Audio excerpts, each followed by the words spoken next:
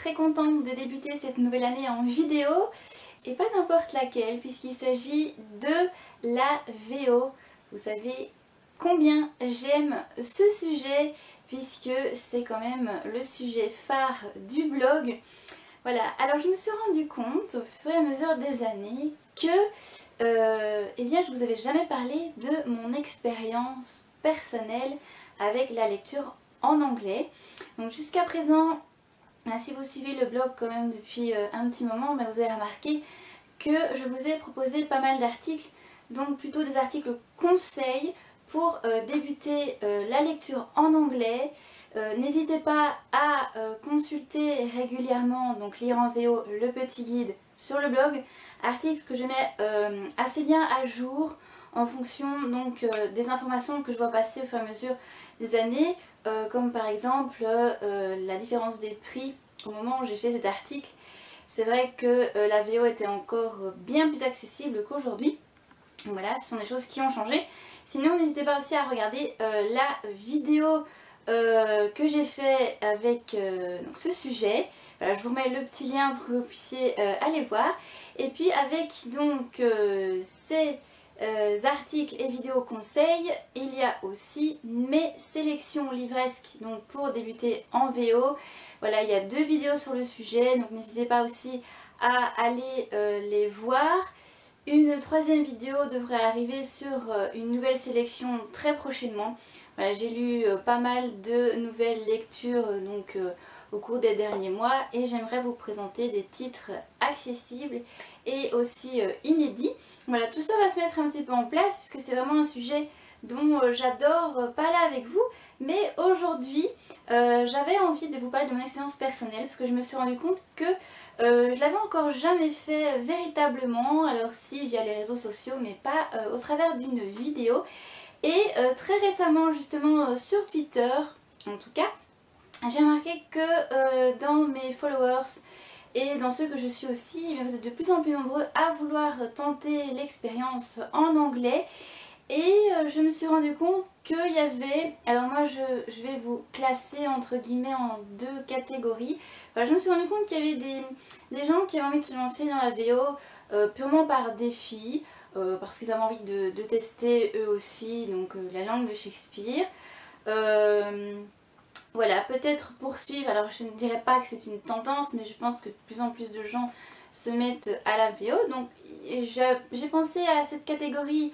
Pourquoi? Parce que ces personnes-là qui voient ça plus comme un défi sont plus ouvertes à, on va dire, commencer par des livres vraiment pour débutants. Et puis il y a une seconde catégorie, des gens qui ont vraiment envie de lire en VO, parce que voilà, ils ont envie de lire une suite de livres qui n'existent pas, etc. Mais j'y reviendrai. Donc voilà, pour moi il y a 2 catégories. Donc cette première catégorie, j'y reviens, pour moi ce sont les gens eh bien, qui ont envie de tester la VO mais qui ne savent pas trop par où commencer. Donc c'est là, je trouve que les articles comme le mien qui ont beaucoup fleuri au fur et à mesure des années, il y a aussi pas mal de vidéos maintenant, des vidéos conseils. Donc je trouve que pour ces personnes-là qui ont envie de tenter sans avoir a priori aucune idée de ce qu'ils pourraient lire, eh bien je les invite vraiment à se rediriger. Évidemment moi je vais faire ma propre promotion vers mon article et ces vidéos où je vous propose des titres pour débuter. Comme ça vous démarrez vraiment avec une base on va dire normale, donc une base de débutant et des livres qui vous semblent assez accessibles. Voilà, donc ça c'est intéressant, mais ça dépend aussi des personnes. Moi je conseillerais toujours évidemment de l'inédit, mais pour cette catégorie là aussi de personnes qui n'ont pas d'a priori ou vraiment d'idées, relire un livre également lu en français peut être une bonne idée. Alors moi j'aime pas trop ça, mais avec le recul je me dis que ça dépend de quand vous avez lu ce livre en français. Et là je vais me baser sur ma propre expérience récente puisque voilà, j'ai relu 2 sagas. La première c'est Harry Potter que tout le monde connaît et la seconde c'est Vampire Academy. Alors Harry Potter, pour vous situer un petit peu, j'ai lu la saga une seule fois en français Et il y a une dizaine d'années, puisque finalement moi j'ai grandi avec la saga, donc j'ai lu le premier tome quand j'avais 11 ans, aujourd'hui j'en ai 30, donc vous voyez un petit peu. Donc quand je me suis remise à lire la saga, c'était en VO, donc j'ai lu que les 3 premiers pour l'instant parce que j'ai pas encore les 4 autres dans ma bibliothèque. Mais c'était une véritable redécouverte de l'univers. Alors j'avais, bon c'est vrai que j'avais les films en tête, mais c'est encore autre chose. Disons que j'avais l'impression de découvrir à nouveau le tout. J'avais tout oublié de ce qui se passait dans le livre en détail, etc. Donc voilà, c'est très intéressant. Pareil pour Vampire Academy, que j'ai lu en français il y a 5 ans. Et là j'ai relu le premier tome il y a quelques semaines en anglais et ça a été aussi une belle redécouverte parce que je me souvenais absolument plus trop de ce qui se passait dans le livre. J'avais en tête vraiment les grosses lignes, donc voilà, ça a été très très agréable. Et je me dis que si vous relisez finalement un livre que vous avez découvert il y a peut-être 2 ou 3 ans, là l'exercice peut être intéressant. Maintenant si vous lisez un livre en anglais que vous avez découvert en français il y a à peine 3 ou 4 mois, là je pense que l'exercice est un peu moins intéressant parce que vous avez encore l'histoire bien fraîche dans votre tête et donc l'exercice sera plus facile et vous serez moins concentré sur l'anglais. Donc voilà pour la première catégorie. Et là pour la seconde, j'ai pensé à toutes ces personnes qui avaient envie de lire donc des suites par exemple de sagas qui se sont arrêtées en français et que vous adorez et que voilà, la seule possibilité c'est de lire en anglais cette suite, ou alors il y a vraiment une saga qui vous a tapé dans l'œil et vous avez envie de la lire mais vous n'avez jamais lu en anglais donc vous savez pas trop. Et là vous vous posez toutes sortes de questions, qu'est-ce qu'il faut que je fasse, est-ce qu'il faut que je commence par une base et attendre encore un peu avant de me lancer, voilà. Donc là on se sent un peu perdu et c'est là que j'avais envie un peu d'intervenir avec cette vidéo. Voilà, je me suis fait la réflexion hier et je me suis dit mais voilà, écoutez les amis, si vous avez envie de lire une suite de saga en VO ou s'il y a une saga qui vous a tapé dans l'œil, que vous avez découverte sur un blog ou quoi, qui a fait vraiment envie, moi j'ai envie de vous pousser à vous lancer. Et pour cause, je vais vous parler de ma propre expérience, donc qui remonte maintenant en 2011, donc ça fait 6 ans, ça c'est de plus en plus vieux. Voilà, en janvier 2011, j'avais commencé des recherches pour de nouvelles lectures. Alors là-bas, je pensais pas du tout à la VO. J'avais envie de me replonger dans les livres. C'était une période où voilà, j'avais un petit peu arrêté de lire précédemment et là j'avais vraiment envie d'y retourner. Et j'avais trouvé quelques blogs intéressants et je me souvenais toujours du blog dans notre petite bulle, toujours actif aujourd'hui, qui avait à l'époque en bannière la couverture que je vais vous montrer tout de suite, la couverture de ce roman. Et je ne sais pas pourquoi, moi personnellement, j'ai eu un coup de cœur monstrueux pour cette couverture qui s'appelait The Iron Queen de Julie Kagawa. Je n'ai jamais entendu parler. Et justement, en janvier 2011, la tenancière du blog à l'époque avait eu la chance de lire ce 3e tome en avant-première, si j'ai bonne mémoire.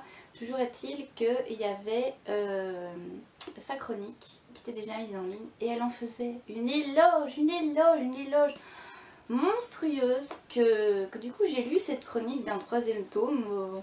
Heureusement il n'y avait pas de spoilers, donc tant mieux pour moi. Mais voilà, quand j'ai lu un petit peu sa chronique, alors elle parlait de fées, fées d'été, de fées d'hiver, des fées de fer, et que ça faisait un peu fantaisie, que d'ailleurs il y avait des batailles un peu à la Seigneur des Anneaux. Oh là là, moi tout ça, ça m'a vraiment parlé parce que le Seigneur des Anneaux m'avait pas mal marqué en film. Et là, je me suis dit, ah, ça a l'air génial quoi.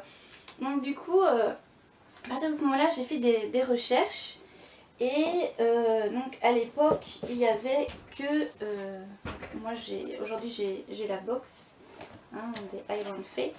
À l'époque, il n'y avait que donc les 3 premiers. Donc ça c'est le premier, The Iron King, et le second. Voilà, et quand j'ai vu en fait, il y avait un petit montage qui était fait par la maison d'édition à l'époque. On voyait les 3 livres comme ça, et quand j'ai vu ces livres présentés comme ça, j'ai eu un coup de foudre déjà visuel, comme quoi les couvertures ça marche très bien, quand elles sont bien faites ça attire l'œil. J'ai un coup de foudre visuel pour ces couvertures. Alors j'avais déjà l'idée du genre d'univers, mais alors quand j'ai lu le résumé du premier, Megan qui doit rechercher son petit frère qui a été enlevé par des fées, qui arrive donc dans le pays de nulle part, c'était traduit en français. Ouah, je me suis dit, oh, ça a l'air énorme. Bon, moi tout ce qui était féerique à la base me plaisait déjà énormément. J'avais encore jamais lu de romans comme ça. Et je vous assure qu'à l'époque, ce fut une véritable obsession. J'avais besoin de lire cette saga, elle me donnait envie pour tout son univers, ses couvertures. J'avais envie d'avoir les livres dans ma bibliothèque, c'était un truc de dingue. Et c'est pour ça que j'insiste là-dessus, c'est que si vous aussi il y avait vraiment une saga qui vous fait un peu cet effet, mais voilà, ça ne doit pas vous arrêter. Parce qu'en plus, le problème c'est que de 1, j'avais un niveau d'anglais vraiment médiocre, j'aimais pas du tout l'anglais quand j'étais au lycée. Pour tout vous dire, j'étais nulle en anglais au lycée, c'était un vrai calvaire. J'avais déjà dû lire 2-3 livres pour l'école, mais c'était très très pénible. Et là tout d'un coup j'avais une saga qui me faisait grave envie et c'était de la fantaisie en plus, donc bon, il fallait être un peu fou pour pouvoir lire ça, mais voilà, cette saga m'a vraiment envoûtée directement, donc j'ai fait plein de recherches dessus, je voulais en savoir le plus possible, mais il y avait quand même inconsciemment j'avais un petit peu peur de me lancer parce que c'était purement de la fantaisie.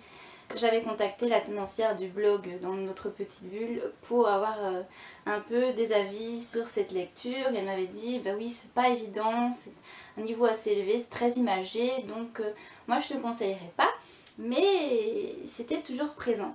Donc inconsciemment, pour faire bonne figure, j'ai fini par craquer. J'ai acheté ce premier tome, mais pas tout seul. Je l'ai acheté avec une dystopie. Alors à l'époque, il y a 6 ans, une dystopie c'était relativement neuf, c'était pas encore très répandu, ça commençait seulement à se répandre, voilà, c'était la nouvelle mode, à l'époque c'était la dystopie. Alors je connaissais pas non plus du tout ce genre. Et j'ai acheté Matched de Ali Kondi, que malheureusement je peux pas vous montrer aujourd'hui parce que, eh bien, c'est une saga qui ne m'a pas vraiment plu et que j'ai fini par m'en séparer, voilà, de la donner à quelqu'un d'autre pour qu'elle en profite. Donc je peux pas vous montrer mon exemplaire malheureusement, mais pour faire bonne figure, je me suis dit bon, je vais peut-être commencer par la dystopie parce que en même temps je vais peut-être pouvoir évaluer mon niveau et eh bien ce sera peut-être quelque chose d'un peu plus facile et voilà. Donc j'ai lu Match, donc Promise de Ali Kondi en français. Et alors, c'était une expérience assez particulière parce qu'on ressent plein de choses, beaucoup d'excitation parce que bon, déjà les livres en VO ils sont beaux comme tout, hein, j'ai déjà montré plusieurs exemplaires, ils sont très travaillés, donc c'est chouette, puis c'est en anglais, donc le livre a une valeur particulière je trouve.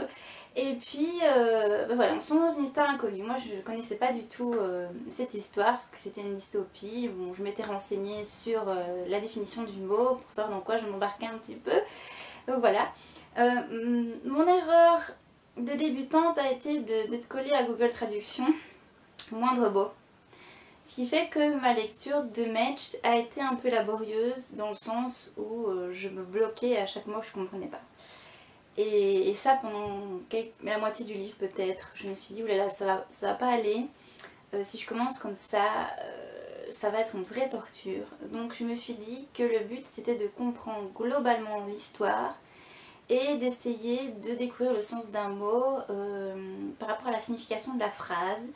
Donc pas vite d'ailleurs sur Google Traduction, et au final j'ai pu comprendre des mots par moi-même sans aller les traduire mot à mot.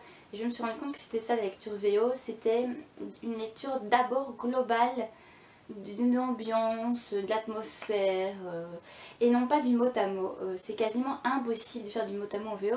Si vous faites comme ça, vous pouvez même pas commencer à lire en VO, ça ne sert à rien. Le but c'est de comprendre globalement, c'est d'observer les structures de phrases et de se rendre compte qu'en fait c'est toujours les mêmes qui reviennent dans le young adulte, c'est toujours les mêmes expressions, voilà, et plus on lit, plus moins on réfléchit et plus on se fait du vocabulaire. Donc voilà, aujourd'hui moi je lis, je comprends, je traduis jamais dans ma tête. Et ça c'est une très très mauvaise idée, ne traduisez pas dans votre tête quand vous lisez en VO. Vous lisez, vous comprenez, vous ressentez et c'est très bien comme ça. Donc voilà, avec Mage j'ai eu du mal parce que je savais pas trop comment je devais faire pour lire en anglais, mais finalement j'ai eu ce déclic de me dire vas-y un peu au feeling. C'est pas grave si tu comprends pas tout, mais on verra si tu comprends déjà l'ensemble du livre. Si tu comprends l'ensemble du livre, c'est que tu es capable de lire en anglais et de lire d'autres titres. Donc voilà, à partir de ce moment-là, la lecture s'est mieux faite. J'ai vraiment compris l'ambiance globale du livre, donc j'étais très très contente. Et du coup j'ai pas hésité. Qu'est-ce que j'ai fait pour mon deuxième livre VO? J'ai directement plongé sur J.R. Rankin parce que tout ce que je voulais moi c'était lire J.R. Rankin, c'était obligé, c'était comme ça. Voilà, alors au jour d'aujourd'hui malheureusement si je suis terre à terre, je ne vous dirais pas de plonger sur J.R. Rankin directement en première lecture parce que c'est vrai que l'univers est très complexe, très imagé, c'est de la pure fantaisie avec voilà ici on parle de Pixie, de Nixie, de Redcaps, enfin bref, les feux follets, tout ça, vous voyez un petit peu, il faut s'y retrouver un peu dans cette mythologie particulière. Et je vous avoue que, voilà, si je suis très honnête avec vous, j'ai pas tout compris hein, dans ma première lecture. Je suis passée à côté de plein de choses, parce que j'en ai fait des relectures. Je pense que je dois en avoir fait 6 ou 7 depuis. Et à chaque relecture, je me disais, ah ouais, j'ai complètement loupé certains passages ou ce genre de choses. Mais à ma première lecture de J.R. Rankin, j'avais ce sentiment de fierté énorme. J'étais tellement heureuse de lire l'univers qui me faisait tellement envie qu'à la limite, je m'en fichais royal de ne pas comprendre tel ou tel mot, tant pis, c'était pas grave, j'avais compris le principal, j'avais compris l'histoire globale, et voilà, moi j'ai eu un sentiment de fierté énorme et un sentiment d'amour pour cette saga monstrueuse qui s'est confirmée avec cette lecture, et waouh, c'était énorme. Donc voilà, malgré tout, même si j'ai absolument pas tout compris, loin de là, ça m'a pas arrêté parce que j'étais déjà en condition de me dire je ferai des relectures, donc voilà, ça viendra au fur et à mesure. En attendant, j'ai compris le sens global, c'est super. Et qu'est-ce que j'ai fait par la suite? J'ai lu le tome 2 et j'ai lu le tome 3. Voilà. Moi j'ai enchaîné les trois, la saga complète, parce qu'à la base c'était une trilogie. Maintenant il y a 7 tomes. Donc voilà. J'ai enchaîné la trilogie d'un seul coup et ça a été pur bonheur, fantastique, merveilleux. Et j'ai commencé donc par du lourd, très lourd. Tout ça pour vous dire que vous voyez, finalement, si vous avez vraiment envie de lire une saga ou une suite de sagas que vous adorez qui n'existe pas en français, moi j'ai envie de vous dire, foncez. Pourquoi? Parce que finalement si vous commencez aussi par du lourd, oui ça va peut-être un peu fastidieux. Je vous cache pas que J.R. Rankin, il m'a fallu je pense 2 semaines pour le lire. J'étais un peu plus rapide pour les 2 autres parce que j'étais à fond dedans. Mais voilà, il faut se dire que ça vous apporte déjà beaucoup de vocabulaire. Et puis après vous pouvez lire un peu n'importe quoi. Moi j'avais lu du fantasy pur et dur, j'ai pu lire n'importe quoi. Voilà, qu'est-ce que j'ai lu ensuite? Alors j'ai eu d'autres livres que je n'ai plus malheureusement. Il y avait The Iron Witch qui était sur des alchimistes, qui était aussi un peu féerique, alchimiste, c'était pas mal. Par contre j'ai jamais eu la suite. Il y avait Falling Under qui est sorti en français aussi. Alors je me souviens plus trop de l'histoire, sauf que c'était très sombre. C'était une fille qui voyait un type dans ses rêves et qui était aspiré dans ses rêves. C'était assez spécial. Et puis vous voyez comme j'étais insouciante à l'époque, je me suis lancée dans Clockwork Angel de Cassandra Clare, qui alors lui c'était plus de la fantaisie pure et dure, c'était une histoire à l'époque victorienne. Alors bon, il faut dire que l'époque victorienne a un vocabulaire encore très différent, très spécifique. Voilà, vous imaginez les décors, les tenues, la manière de parler de cette époque, c'est rien à voir avec aujourd'hui. Je me suis lancée là-dedans, tant pis, hop, comme ça. J'avais déjà lu les 3 premiers tomes de La Cité des Ténèbres en français auparavant, parce que voilà. Et puis voilà, j'ai lu ce livre là, je pense que donc c'était février pour Dia on le fait, et là j'ai lu celui-ci en mars 2011. Voilà, non, ça devait être ma 4-5e lecture en VO, mais c'était du lourd aussi. Et finalement, bah, j'ai tout compris, là encore c'était du global. Je l'ai relu il n'y a pas longtemps, ça a été une très très belle redécouverte aussi. Donc voilà, vous voyez, finalement moi je me suis plus arrêtée au niveau. Et pour finir, un dernier exemple, là c'était plutôt au mois de mai de la même année, j'ai lu un autre livre, Angel Fire, voilà, qui est sorti aux éditions canadiennes, pas du côté de chez nous malheureusement, qui aussi était, alors lui c'était sur un combat entre les anges, démons, ce genre de choses, c'était encore un peu plus complexe que ça. Et alors là, là c'était pas mal, il y avait pas mal de dialogues, donc niveau dynamique c'était très chouette, mais alors il y avait des descriptions de batailles. Je me suis dit waouh, comment est-ce que j'ai réussi à lire ça aussitôt finalement, parce que le niveau était relativement assez élevé aussi dans tout ce qui était descriptif dans ce livre, mais voilà, c'était génial. J'ai la trilogie complète dans ma biblio, j'ai adoré cette saga, dommage qu'elle n'ait jamais sorti chez nous. Franchement elle était super, et à l'époque je pense qu'elle aurait très très bien fonctionné d'ailleurs. Donc voilà, vous voyez, moi je me suis absolument pas arrêtée au grade, et finalement j'ai diversifié directement toute ma lecture VO. J'ai testé tous les sujets possibles, voilà, dystopie, fantastique, paranormal, surnaturel, contemporain, voilà, tout y est passé et je me suis arrêtée à rien du tout. Moi tout ce que je voulais c'était lire en VO, et voilà. Regardez, 6 ans plus tard, bah, finalement je ne lis quasiment plus qu'en anglais, si ce n'est pour quelques maisons d'édition françaises que j'affectionne tout particulièrement, et que ça, voilà, j'y suis attachée, donc je privilégie parfois les versions françaises par rapport aux versions VO, mais ma bibliothèque est aux 3/4 anglais, donc voilà, c'est pour vous dire à quel point j'ai eu un engouement pour tout ça. Et donc, je termine cette vidéo en vous disant que si vous avez envie de tenter cette aventure, ben réfléchissez bien à comment vous voulez l'aborder. Donc soit par rapport à cette première catégorie que je vous disais en début de vidéo, ben, vous commencez par des bases plus débutantes et puis vous progressez par paliers et puis voilà. Ou alors ben, vous êtes un peu fou et vous êtes comme moi et vous avez vraiment envie de lire une saga qui vous tente, limite qui vous obsède un peu. Et voilà, vous êtes parti comme ça et puis vous diversifiez directement vos lectures. Donc ça c'est à vous de voir un petit peu comment vous sentez cette approche. Tout ce que je peux vous dire, c'est que la VO doit rester un plaisir et jamais une corvée. Si pour vous on me donnait ça, vous dites oh non, mais rien que de penser à lire mon livre en anglais, j'ai pas envie, vous stoppez là. Maintenant si c'est tout l'inverse, alors vous avez tout gagné parce qu'il y a beaucoup d'avantages à la VO. Outre les prix, tout ça, non seulement on a des très beaux objets livres, mais alors l'apprentissage est juste faramineux. Moi ça m'a fait évoluer considérablement en anglais. D'ailleurs je remercie beaucoup mes lectures parce que j'aurais pas le niveau que j'ai aujourd'hui sans mes lectures VO. Donc voilà, c'est tout bénéfice.